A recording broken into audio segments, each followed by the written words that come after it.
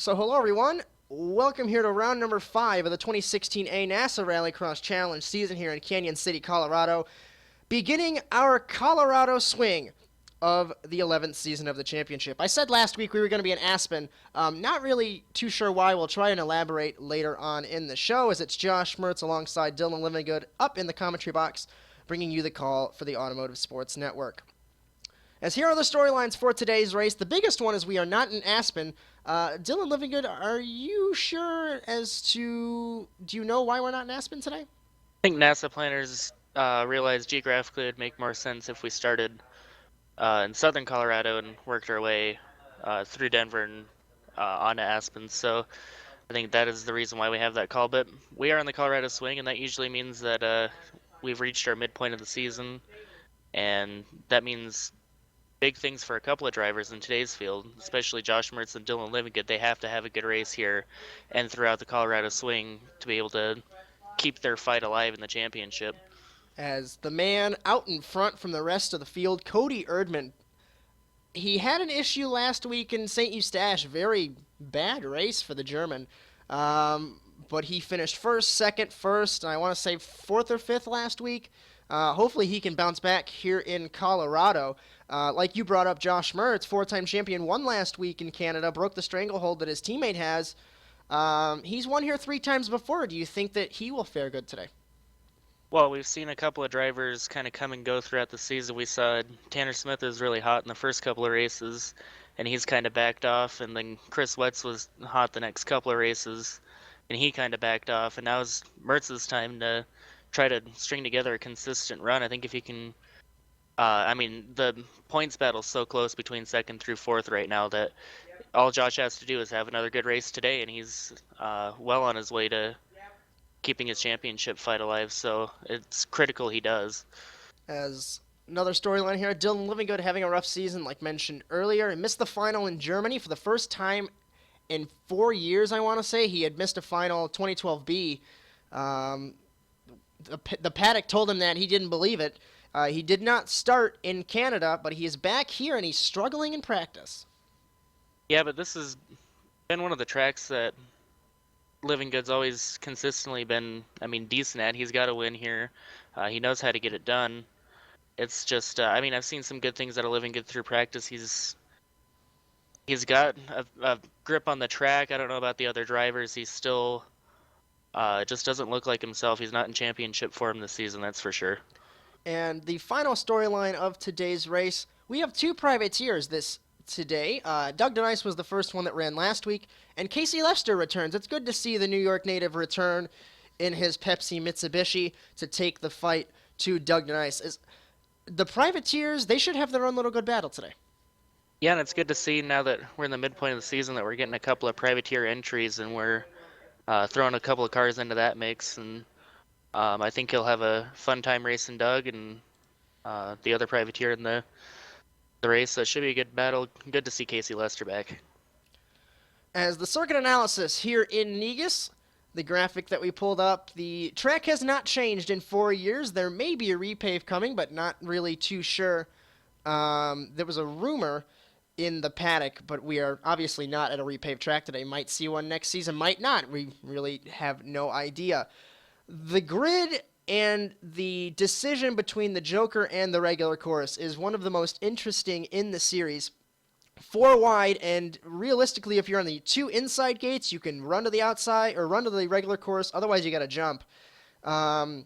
It was actually discovered in the circuit planning before the race that the Joker is supposed to be the regular course. NASA officials have been running it wrong for 5 years. So you go the regular course underneath the jump. The jump is the Joker. We've seen so many times over the years. Rewatching old races, Tristan Hagenstein and Dylan Livingood in 2012A came together. I believe Hagenstein came out of the Joker. They made contact. Keith Sherman and Dylan Smith, they ended up propped up on the banking in the hairpin on the other end of the track. That hairpin really tricky. Got to brake heavy and slide it through there. Over the little humps, there's a little jump there and then a triple into the final chicane. And it's a relatively simple track, but it is extremely difficult. Yeah, very technical. It's a simple layout, but by no means an easy track to run. As we are getting ready here for the first quarterfinal, we're going to go through the format relatively quickly for you as the cars enter the track. Round 1 in seating, not really sure as to why, but we have never been able to have seating at this track. So we're starting with the quarterfinals that are seeded by points. We're going to have 2 for 6 laps apiece, and you have to take the Joker once. The winner will advance to the final. You get 2 bonus points. Others move to the semis. The semis are 4 laps, Joker once. The winner also advances. You get 1 bonus point. And others move to the LCQ. The LCQ is going to be a 3-lap race. Joker once, top 2 advance. That'll leave us with 6 cars for 8 laps, as we are going to get ready for the first quarterfinal here today. I believe it's a geographical oddity as to why we can't get times of this track. On pole is Erdman, points leader. Next to him, Casey Lester, then Wetz, and Doug DeNice. Wetz revving the engine. He had an engine failure last week in Canada. Hopefully that does not happen again. Getting ready to go for the first quarterfinal here in Negus. It's lights out, and away we go. And off the line, it's going to be Erdman and Wetz battling down the straightaway. Let's see who will go where for the decision. Hagenstein goes to the jump, and everybody else will go to the regular course, led by Cody Erdman and Wetz beating and banging with him. Yeah, a lot of contact here.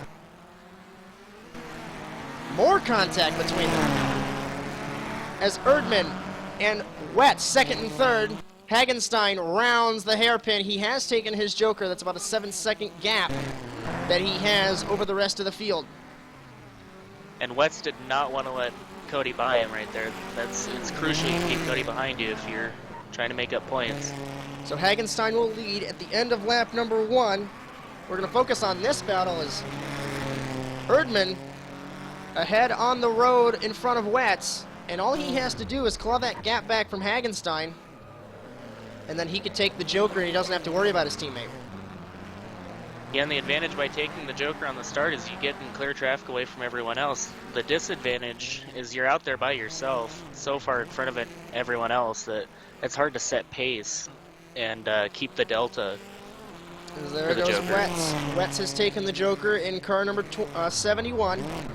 So the top 2 have now taken the Joker, and this is going to leave Erdman to catch these 2.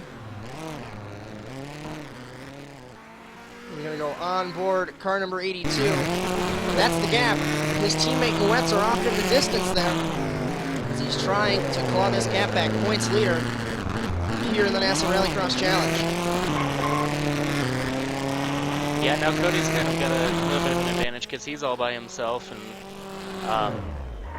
I mean, you can track the leaders down here. If you have a bad couple of corners, it's easy to claw back time. So let's see what Erdman will do. He will not take to the Joker yet. So it's Hagenstein v. Wetz currently. The Dutchman versus the American, as Erdman back in third. DeNice has taken the Joker in car number 10, so let's see if this will put an interesting strategy. It looks like DeNice is ahead of Cody Erdman. Yeah, so now Cody, unless he gets a good amount of time back by taking the Joker, he might have to fight through traffic here. He might have to fight through traffic before he does, actually. As this battle raging on between Hagenstein and Wetz, beginning lap number 4. Into the hairpin. DeNice is in third, Erdman fourth, and Casey Lester struggling in the Mitsubishi in fifth. Let's see what Erdman will do. Top 2 still have to go to the regular course. DeNice obviously does as well. This will leave Erdman to the jump. Let's see what the delta will be over the jump past DeNice. From the helicopter, left side of the screen, there is Hagenstein. This is going to be an interesting merge between the teammates. Yeah, this is going to be really close. It's a blind merge. Hagenstein to the inside on the teammate. Position change. Hagenstein to the lead, as all 3 have now taken to the Joker.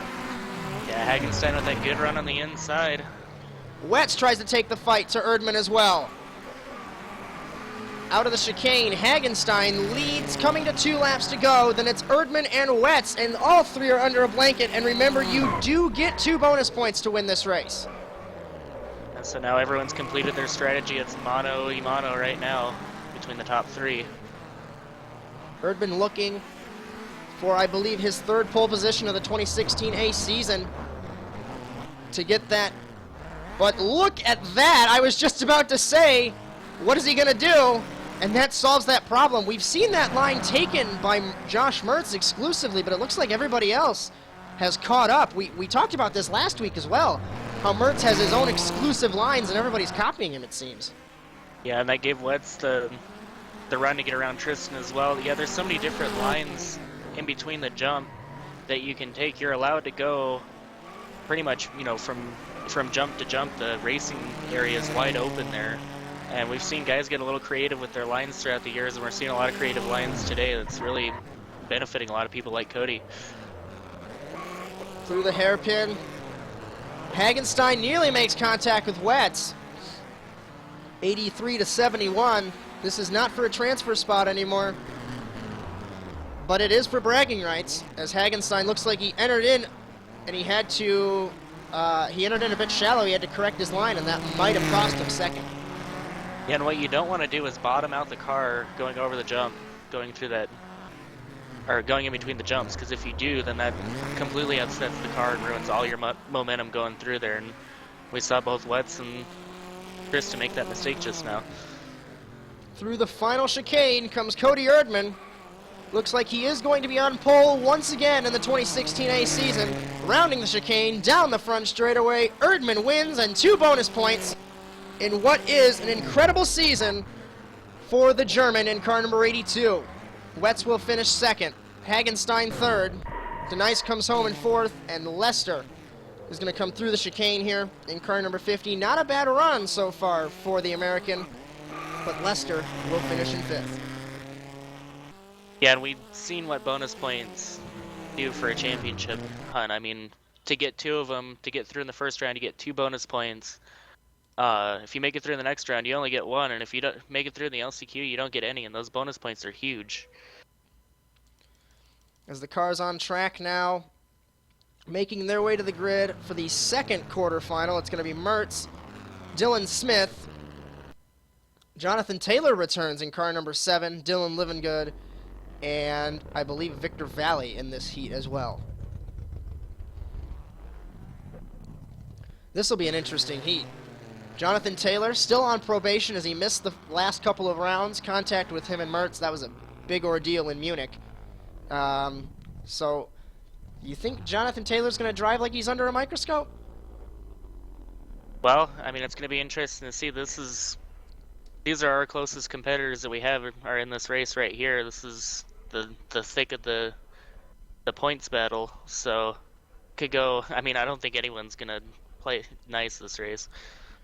As we're waiting for Livengood in car number 51, this is your grid. On pole is Mertz, then Dylan Smith, then Livengood, then Victor Valley, and on the back row is Jonathan Taylor. This should be an interesting race. Everybody getting lined up for the second 6-lap 5-car race here. Mertz down on points, so is Livengood. This should be interesting. You know they're going to fight to the death to try and get these 2 bonus points. Revving them up for quarterfinal number 2, getting ready to go, and it's lights out, and away we go, and off the line. It's going to be the 2 Revolution Racing cars, but Mertz is barely there. Let's see what will happen. Looks like everyone goes to the regular course except for Dylan Smith. Over the jump goes the German. This is going to lead Livengood and Mertz. Mertz to the inside. Like we mentioned earlier, he made that line work, and it's going to lead Jonathan Taylor and Livengood side by side. Yeah, and a lot of contact between the 2. Livengood's not going to be happy. Going to open up the door for Jonathan Taylor, though. So this leaves Dylan Smith out and away, and this battle for second now between Mertz, Livengood, Taylor, and Valley.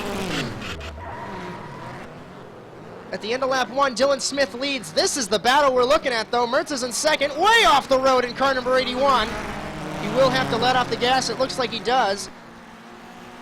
Yeah, not much daylight between these guys. Lots of contact. As Valley, side-by-side contact with him and Livengood as it looks like he crossed over the jump. Around is Taylor, corrected from Livengood, and not a good day already for the 51. No, this isn't what he wanted. He didn't want to let anyone inside of him, really, but he just let him take advantage of him. So Valley goes to the jump. Dylan Smith. Looks like something happened to Dylan Smith as he took the jump, but the gap does not say so. So this puts Victor Valley in the lead in car number 155. So both Revolution cars having problems in this heat race. So out of the final corner to end lap number 2, it's going to be Victor Valley leading his first career lap in NASA Rallycross, followed by the 4-time winner Smith, followed by the 17-time race winner and 4-time champion Mertz. Dylan Smith looks like brake lockup. Issues on car number 22 sends him into the tire wall. Yeah, so now both Revolution cars in the back of the field. Jonathan Taylor going to complete his strategy and pass both Valley and Mertz. So from the helicopter here, looks like he does lead. So Jonathan Taylor now will lead in car number 7. So for Area 52 Racing, Tanner Smith was not here in car number 13. Previous commitments for the Norwegian, so hopefully he will return next week in Lakewood, Colorado at the North Proving Grounds. It's going to be 3 laps to go for Jonathan Taylor. I think Mertz is the only one that hasn't completed his strategy, so this will be interesting for the 81. Yeah, it's hard to say how everyone's going to funnel through. It's going to be close when Taylor and Mertz do. That's going to be for sure here. So Mertz goes to the Joker from the helicopter. There's Valley on the right, swooping over Jonathan Taylor, so that's going to put the 4-time champion into the lead. And I think everyone's completed their strategies now.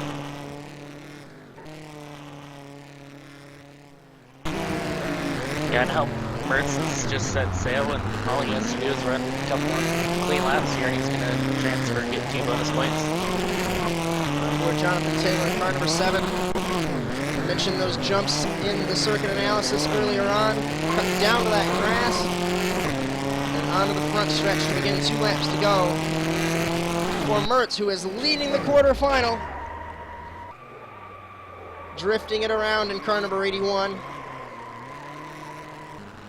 Jonathan Taylor trying to catch up in 2nd. 3rd place is Valley. 4th is Smith, and 5th is Livingood. So the Revolution car is not having a good day like we had mentioned. And you see Jonathan Taylor trying to mimic Mertz, but Mertz is a little bit higher on the jump than everybody else. His teammate actually brought that up to him as Cody's been trying to mimic that. Brought it up to Mertz that you take that jump a little bit higher up and that flattens the car instead of smashing the left front down on the ground.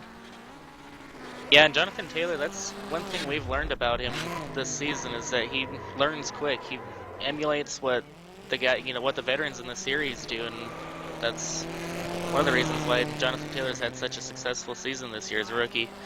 White flag for the 4-time champion. 1 more lap and he will join his teammate on the front row. It's been an MRT affair on the front row this season. I believe I think they locked out the front row at least once. But if not, they've won the quarters and won a semifinal with Hagenstein. So something's they're clicked definitely in these slowly Subarus. running away with the points too. Remember that constructor championship. Something's clicked in these Subarus. It's a lot like 2014B, allowing them to pull away and have a stranglehold on this championship. As the running order has not changed as we go into the final corner. Mertz will take the chicane. Jonathan Taylor in 2nd. Dylan Smith getting around Valley for 3rd. As an issue on the 81 and slamming it into the wall. Will this change the outcome? No. Not sure what happened there with Mertz in the 81. He will win the quarterfinal by a hair over Jonathan Taylor. That could have ended in tears as Dylan Smith, Valley, and Dylan Livingood will round out the finishing order.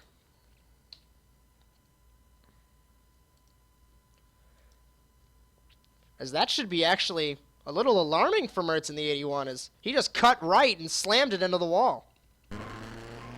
Yeah, we've seen a lot of guys this season have wheel issues. Hopefully it's not plaguing Josh Mertz here. So the cars for the first semifinal now. on track, getting ready to go. Looks like Wetz is in the wrong grid. We make fun of Dylan Livingood all the time. We made fun of Josh Mertz hitting a wall 2 weeks ago. Actually, 1 week ago, excuse me. So, looks like Chris Wetz not knowing what to do on how to grid, even though he's raced for 5 years. They do make it a little confusing. The lineup gets spat out rather quick sometimes, but... Wetz is on pole, Lester, Hagenstein, and Denice. So it looks like everybody from the first quarter is in the first semi, as Erdman did win. So just take Erdman out of the equation, and it's the same race from earlier, which Dylan Livingood brought up a good point in the drivers' meeting. This format gets the fastest guys out of the way in the first 2 rounds and leaves everybody else to fight in the LCQ. Yeah, and your laps to get it done, transfer through. I mean, the races just get shorter and shorter. Revving them up, lining them up. It's going to be 2 Subarus and 2 Mitsubishis. Revving them up for semi-final A here in Negus, and it's lights out, and away we go. And off the line, Wetz has the whole shot by a hair. Hagenstein second. The 2 privateers are side by side. Over the jump, it will be Hagenstein leading Lester, followed by Wetz and Denice in the regular course. That same strategy as last race. Casey Lester keeping up with Tristan beautifully, though. Lester to the inside, and the privateer taking the fight to Tristan Hagenstein. What a move by the New York native in the Mitsubishi, battling Hagenstein here into the final chicane, but off the road he goes. Well, that's a tough break for Casey. Not sure what happened there. It looks like the car just didn't stop, and now he's hung up on the tire barrier. Hagenstein leads at the end of lap 1. This will put Wetz to second. Hagenstein completed his strategy, so it's up to Wetz to see what he can do with the Joker here.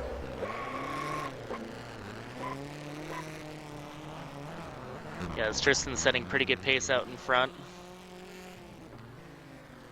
Looks like Denice will take to the Joker over the 71. Beautiful crossover shot there. Let's see if we can find Hagenstein. Hagenstein's exited, so there's no contest at all between the Dutchman and the American. Looks like Doug Denice is getting a quick grasp on drifting these cars. I know he asked a couple of the drivers last week, how do you drift these cars so well? It looks like he's finally got it.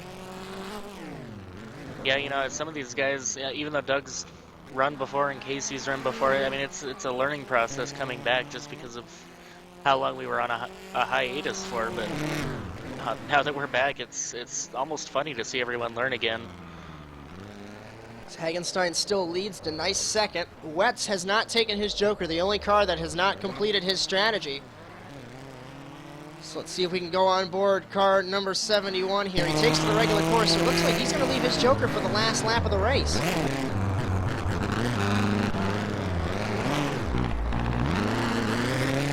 And when have we seen him do that before?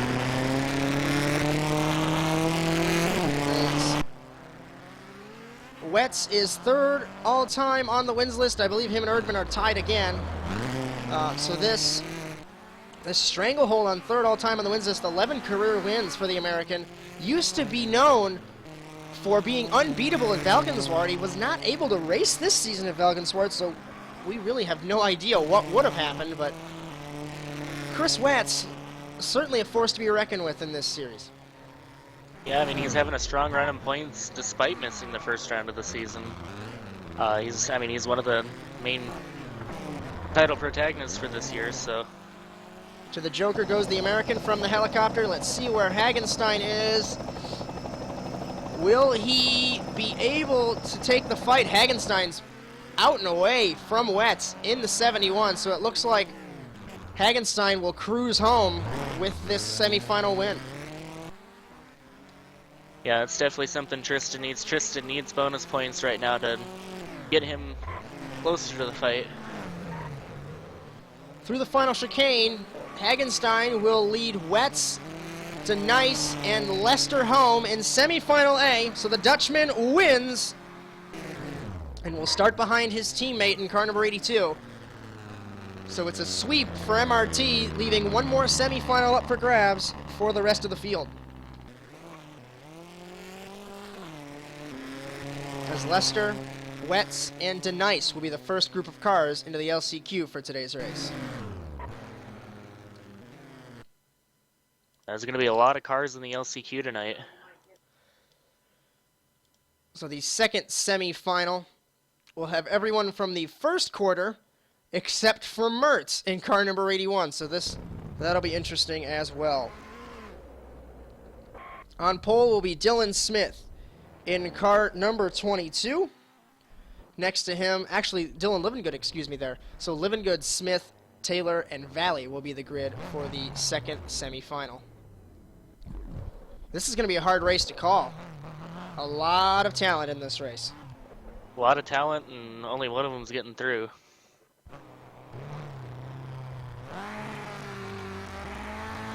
A Volkswagen, Ford, and 2 Mitsubishis getting ready to go for 4 laps. Who will get the bonus point and transfer through? It's lights out, and away we go. And off the line, Livengood, like so many times before, will get the whole shot. Followed by Valley to the Joker. To the regular course goes Dylan Smith and Jonathan Taylor. Over the jump goes the Canadian and the American. Looks like a bit of a transponder issue on car number 155. This will let Livengood lead, followed by Valley, Taylor, and Dylan Smith. Yeah, Livengood just wants to get away with this race and not look back. Pulling away in the 51. Valley, still transponder issues in the 155. Not sure as to what's going on there. Out of the final chicane to complete lap number 1, the 4-time champion and second on the wins list will lead. Valley second. He's got a little bit of a gap to claw back if he wants to attempt to transfer through. I say attempt because it's going to be a difficult task with 17 race wins represented in this semifinal. Yeah, and his teammate Dylan Smith already having issues, so right off one Revolution car, he had to go down the pit lane. So the 4 race wins represented here with Dylan Smith having issues. We are going back to the North Proving Grounds. The 2 drivers that have won are Dylan Smith and Brian Mercurio. Mercurio ran a few races in 2012 and has not appeared since, but Dylan Smith, remember when he was a fresh-faced kid for the Pillsbury team at Riverside, but now one of the veterans of this series will return to possibly defend that race win. That should be a good race. That track, I heard, getting revamped for the first time in 5 years. Yeah, that's going to be an interesting one. I mean, again, we only ran it a couple of times, and now that it's getting a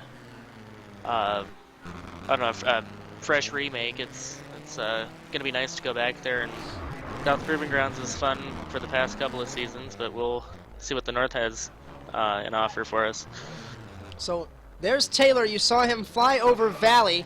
Let's see from the helicopter the Delta. It looks like Livengood has the Delta here, so he'll hold the lead in car number 51. But he slides it in the Mitsubishi. Let's see what happens here. Can Jonathan Taylor claw this gap back? Yeah, Jonathan Taylor definitely with a run. Coming around to the chicane. Up and over goes Livengood and Jonathan Taylor to begin the white flag here in the second semi-final. 4-time champion trying to transfer to the final for the first time in 2 weeks. Yeah, and like we've seen Dylan Livengood do so many times before, he's just trying to pace himself, not make a mistake. He's got the lead. He's going to try to hold off Jonathan Taylor here. Into the regular course for the final time. Everyone's completed their strategy. Livengood slides it in car number 51. This will open the door for Jonathan Taylor, jumping and making contact with Livengood. Not sure how that's going to go over, but that's the second time in 3 weeks that Taylor's made contact with one of the champions. Yeah, and him making contact with Livengood again, and Livengood's not going to be happy about this. We'll see. Is he going to try anything coming down to the last corner here? Pushing hard in the Mitsubishi, but I don't think he has enough time. Diving it in, trying to make anything stick, but it looks like he can't get it done. He will have to take it to the pit lane, and he will forfeit the win. So Taylor wins semifinal B, followed by Livengood, who has to go to the LCQ, followed by Valley and Dylan Smith. So let's go back and take a look there as to what just happened between Livengood and Jonathan Taylor. Not really sure, but I just saw him from our helicopter shot essentially pull the move that Mertz always does into the final corner, the regular course here for the final time. From a quarter of the speed, Livingood slides it way too far in car number 51, almost trying to avoid that inside berm there from the takeoff ramp. And Taylor just takes the advantage, and onboard Livingood here. Look at just the random appearance of car number 7, smashes him into the wall, and that allows Taylor to pull away and take the lead in the win. Yeah, and Livingood knew he made a mistake. He's, trying to give Jonathan Taylor a little bit of room on the inside. Unfortunately, they made contact, but again, that's tough racing here, and that's what you got to do to get into the final, and about the guy who refuses to lose. So here are the cars for the LCQ. Livingood had hoped that he would not be in this race, but this means one of his cars are not going to make the show, as all 3 Revolution cars are in the LCQ. It's a nerve-wracking moment for Livingood. Yeah, and that's something you want as a team owner. So Wetz doesn't grid again, especially having the whole team in the race. Front row of the LCQ, it's going to be Wetz, Lester, Dylan Smith, and Valley. On the back row, you see Livingood and Doug DeNice. Like I mentioned, one of these cars for Revolution is going home, at least, if both of them transfer, but all of them could even go home if something catastrophic happens. There's 4 Mitsubishis, a Volkswagen, and a Subaru for 3 laps. This is going to be tough. Yeah, they're going to have to make a decision here and try to get ahead as quick as they can. Dylan Smith jumps, it looks like. It's lights out and away we go. He lets the gap away. This will allow Wetz to battle Valley, Smith. Everybody except for DeNice, Smith, and Wetz go to the jump.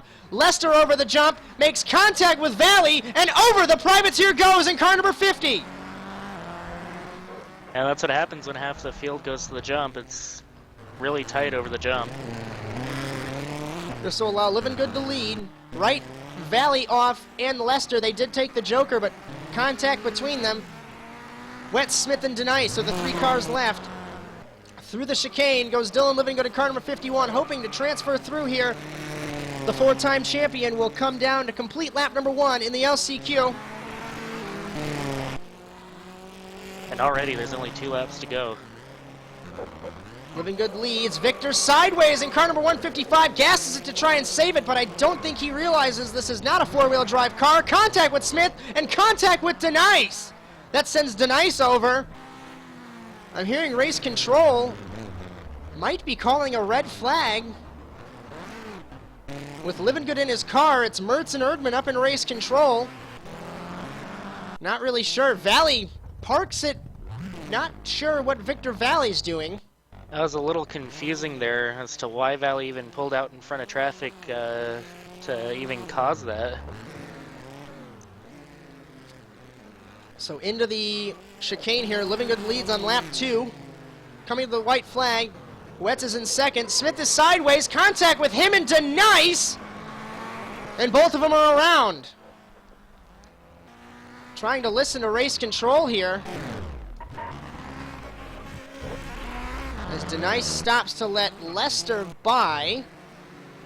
And Livingood's got a stout lead here. Red flag. Red flag being called.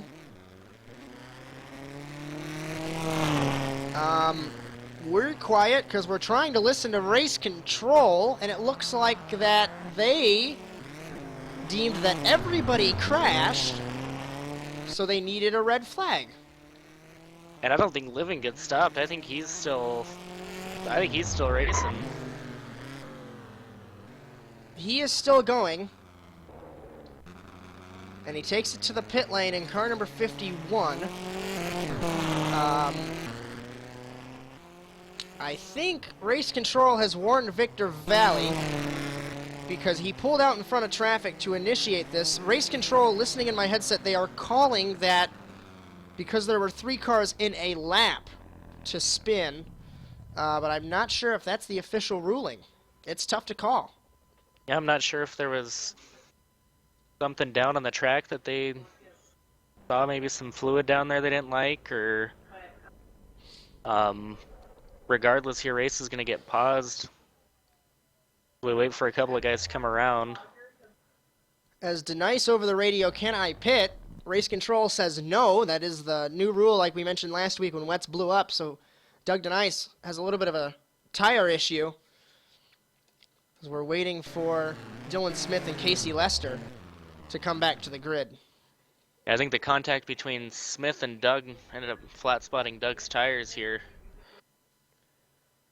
This is definitely a little bit of a confusing situation. It's the second week in a row that we had a confusing situation. Remember, with Tanner and Erdman, or Tanner and Hagenstein, I believe, last week made contact. Led a interesting series of events in race control. So race control for the second week in a row having struggles making calls. Might be because Living Good was not here last week and also is on track now. It leaves Mertz and Erdman in race control. So I guess we're re-gridding for the LCQ. Another 3 laps here. Getting ready to go. It's lights out and away we go. And off the line, it's going to be Wets. And it looks like everybody else except for Denice goes to the jump. It's going to leave Lester taking the jump, but Living Good lands on him. And this will take Living Good out in car number 51. Yeah, it looks like the 50 just pushed out to the outside of the jump just a little bit, and Living Good had to come back in to make the jump, and just heartbreak continues for the 51. So this will put Valley, or Dylan Smith, excuse me, through to the lead in car number 22. Valley second. Third is Wets, fourth is Lester, and fifth is Living Good. End of lap number 1, Dylan Smith leads in car 22. Yeah, now this just turned into a race where the 51's going to have to pick up the broken pieces here and move on to next week. I don't think he's going to be able to transfer through them. And are the other Revolution cars going to transfer through? Is it going to be Smith and Wets in the final?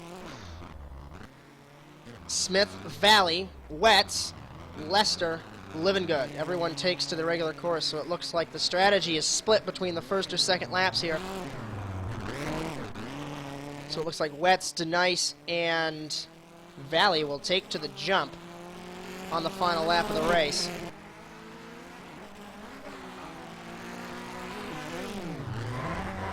So Denice to the inside of Dylan Smith.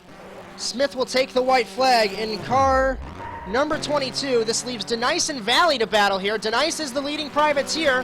Where is Chris Wets? So it looks like Wets, transponder issue there, but it looks like he did reappear. This is going to be a battle as Wets will take to the jump. Dylan Smith to the regular course, so it looks like Wets is the only one to take to the jump here on the final lap. Let's see the delta there. There's the teammates, and there's Doug Denice. So there's no contest, and it looks like Revolution Racing will make it through. I think we found out which 2 Revolution cars are going to make it through. Into the final chicane. One of the more confusing LCQs of a recent memory will leave Dylan Smith on the front row, and behind him will be his teammate Chris Wets in car number 71. Winning privateer and 7th place overall will be Doug Denice in car number 10, Valley 8th. 9th, Living Good. Living Good's mad in car number 51, and Casey Lester will bring up the rear in car number 10. As it looks like Living Good, what was that? Living Good not happy with the 199 or 155. You remember it was the contact between him that kind of started his downward spiral today, so just a little frustration boiling over in the 51 machine there. So a little bit of a heated exchange over the radio as well. Some comments made between them. NASA officials aren't going to like this. Yeah, Dylan got out of his car, and I think he climbed over the wall. He left his car there. The marshals tended to it, but he got out of his car, climbed over the wall, and walked into the grandstand as Valley pulled away afterwards. So not really sure what's going on between those guys, but hopefully that gets settled. Unfortunately, Living Good misses 2 finals in 1 season, technically 3 if you count not showing up last week. That ties his worst season of 2012B. Not a good day for the 4-time champion. Yeah, hopefully he can maybe find a couple of fans up there in the grandstands and maybe share a beer with one of them. This isn't what he's wanting for a season so far, and definitely halfway through the season, you don't want to miss another final, your second final of the season. On pole is Erdman. His teammate is alongside Mertz. Then it is Dylan Smith. Back row of the grid is Hagenstein, Taylor, and Wetz getting ready to go here for the final in Negus. It's lights out, and away we go. And off the line, it's going to be Mertz and Erdman side by side. Smith alongside him, and over the jump for the first time, it's MRT versus everybody else as the teammates take to the jump. It's Mertz, Erdman, contact between them nearly. Hagenstein side by side. Hagenstein gets by Erdman, so now Erdman in third, going into the hairpin for the first time. On the regular course brigade, it's Wetz, Smith, and Jonathan Taylor. To the inside goes Erdman on Hagenstein, so the teammates 1, 2, and 3. Not sure if they had planned that before the race, but I mean, we saw it bite a couple of guys last in the LCQs, so interesting strategy by MRT, but they're pulling away. End of lap 1, Mertz, Erdman, Hagenstein. Back of the field, it's Wetz, Smith, and Taylor. This is a colossal battle. As an interesting fun fact, this team has never got a podium sweep before, and whenever they're 1 through 3, it never happens. Looks like Hagenstein will complete his strategy in car number 83. I don't think that's a good idea. He's done that strategy early on every race. This weekend. He did it quarter in the semi earlier on, and now he's done it now, so not sure if that's a good strategy choice by the Dutchman. I think he's hoping just leaves the 81 and the 82 to do their own little thing and start racing and hopefully pull away. That's the only shot Tristan's got, I think, right now. So he will lead at the end of lap 2. This is going to leave the two teammates second and third. Jonathan Taylor now in fourth. Looks like he did take his first Joker. And Revolution fifth and sixth. Not having a good day for first all time. Erdman runs it way out wide in car number 82, trying to find a way around his champion teammate. Let's see who will take to the Joker on lap number 3. Looks like nobody will, so everyone will run another long course lap. And Josh almost made up the delta time between him and Tristan. As Erdman third, Jonathan Taylor getting close as well.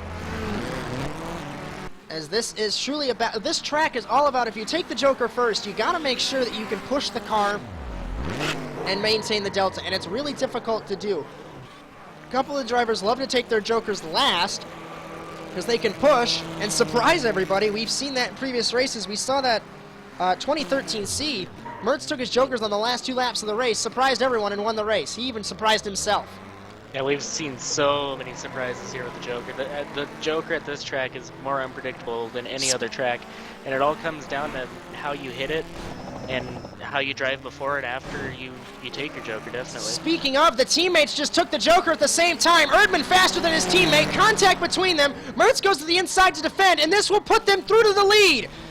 To the inside is Mertz, outside is Erdman. He hits the bank in contact between them, and hitting the outside bank is Erdman in car number 82. We had just mentioned about changing strategies, and you saw Mertz flick to the outside. Erdman came over the radio, said a really naughty word that basically meant screw you to his teammate.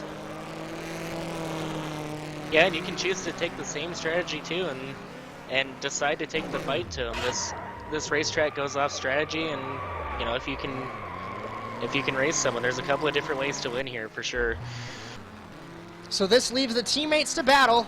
And where have we seen this before? We say that between Livingood and Mertz. We saw this. So you see how high Mertz runs on that jump there. 2014B was the story between these two, and will that begin in 2016A, starting today?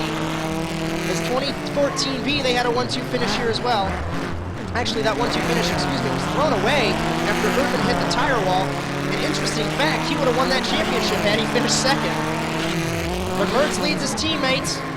Hagenstein still third. Erdman in fourth, coming to 3 laps to go. Yeah, and if you're watching Erdman, as he makes a little mistake right there, he was basically just sizing up Mertz and trying to see which way he's going to go and what corner and seeing where he's going to make a move. Cody's very good at staying patient behind people and just finding a way around them, so Race is not over here for Cody. Taylor, Wetz, and Dylan Smith, the running order. You see how high he runs once again. Those two have perfected that line. Everybody else is trying to mimic it. Hagenstein tries to see Jonathan Taylor tries as well. It's really difficult to do, and that's how far the teammates are. I don't think the Revolution cars have completed their strategy yet, so will this hinder the two Subarus? Yeah, the Revolution cars could be a dark horse in this race for sure. Erdman getting really close. It looks like Mertz is just cruising here. Erdman's faster than him. But Mertz is just trying to maintain this gap. I think he realizes that the Revolution cars haven't taken their strategy yet. But what he doesn't want to do is slow down and race Cody and end up handing it over to Revolution. As Erdman to the inside, it looked like for a moment he thought better of it. Teammates leading. Hagenstein still third. Wetz will take to the Joker. I believe this is for his first time. So does Jonathan Taylor, and so does Dylan Smith. Taylor squarely over the jump. This will put Wetz through to third. Oh, as Taylor's around. And the 7 car having issues for Area 52. And now Hagenstein and Dylan Smith battling between them. So we're coming to the white flag, and this is the battle for the race win. Teammates side by side. And Cody's finally found that hole he needs to. Running it, undercut, does the 82, contact between the teammates, and he puts him into the wall! That's the first time we've seen that! Looks like retaliation from earlier on, and Cody Erdman not gonna be pushed around in this season. Mertz taking the fight to his teammate, and he jumps and makes contact again! So the teammates battling. Wetz, you saw him there, there's the 71. Will he take the fight to these two and be able to take the victory? Erdman leading Wetz. Looks like Wetz takes it to the inside here. Now Erdman's got to play defense. We saw this. This is the same running order from 2014B for the top 3. Mertz pulling away. Will Erdman defend on car number 71 from the rear? It looks like he does. Contact between them. Dylan Smith made contact with his teammate, and it'll be a 1-2 finish for MRT. What a battle between them. Mertz wins in Negus. Second is Erdman. Drag race for third. Third place will be Smith. Fourth will be Wetz. Steering looks like it broke on car number 22. Fifth place will be Hagenstein, and sixth place will be Jonathan Taylor. And for the 18th time in his career, and for the 4th time here in Canyon City, he burns the car down. What a race here in Negus. Yeah, and we saw it just for a second. Mertz give up a little bit of time. That opened up a hole for Cody to step right on in. And meanwhile, while they're racing, Chris Wetz completes his strategy, and he walks right up in there on the 2. Let's take a look at what happened there between the teammates. It looks like, I don't know if you'd call that dirty racing or if that's just two drivers trusting each other. As remember, this is they became teammates 5 years ago at this racetrack. So from the helicopter, guys both know it's the last lap of the race. From the helicopter, Mertz defends the inside.